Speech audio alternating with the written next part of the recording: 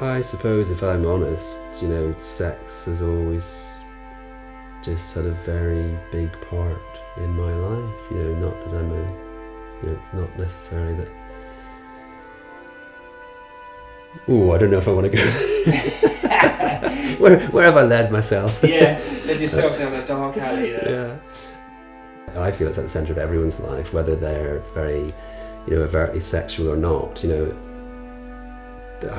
sex or the lack of it, it tends to be pretty central, I think.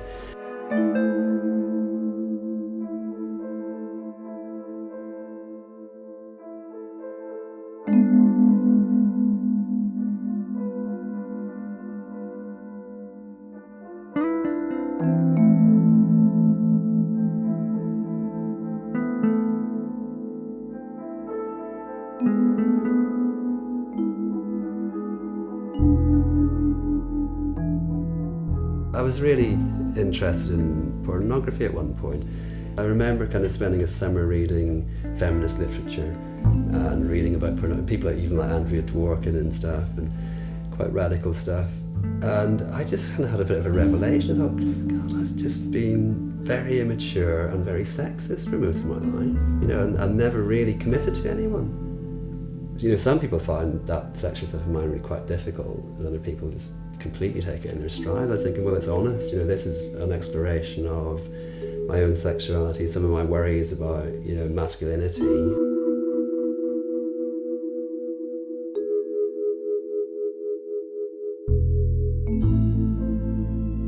mean, the lemon squeezer, which is one of my things, which is kind of, well, I hesitate to say infamous, but you know, that I've kind of almost became known for that piece. And that came out of a dream that I had literally, I think it was 2 nights before my son was born, the first son, Ross. And it was an incredibly heady time. And, you know, I had this dream in which I was fucking myself. And, you know, I've never had anything like that before, never had anything since, but it was really intense. More, not a visual thing so much as a feeling thing. And it sparked off a series of drawings, you know, just trying to kind of, I don't know, kind of create some sort of metaphor for that experience.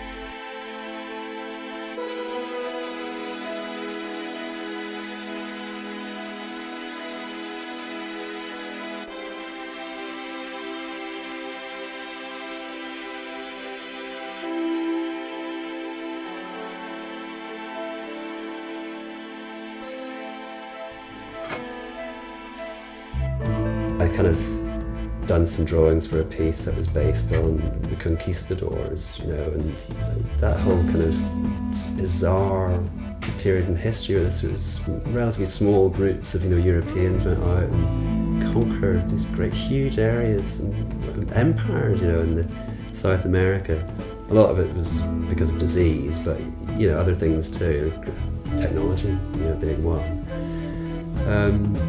I don't know, I was kind of fascinated by that kind of greed and that, I don't know, also the clash of cultures and, you know, very interested in kind of cross-cultural fertilization and, you know, the way that we borrow from each other and, you know, through trade. Well, that was a very, you know, extreme example of a clashing of cultures.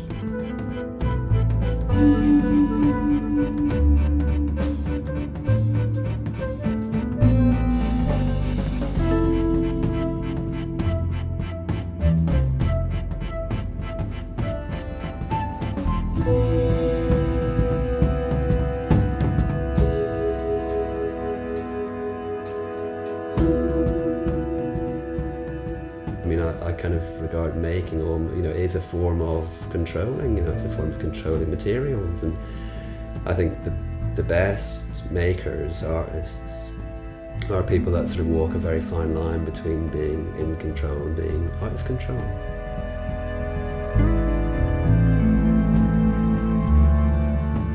I think I once thought of it in terms of, you know, feeling alive, you know, and one of the things that makes me feel most alive is sex. You know, that very close emotional contact with another person. And I feel really alive as well. I get actually really excited when I'm making stuff, you know, and I think the making thing isn't, you know, I don't really get horny or anything, but it's it's that sense of being really alive, you know, and in the moment, I think that is perhaps a connection.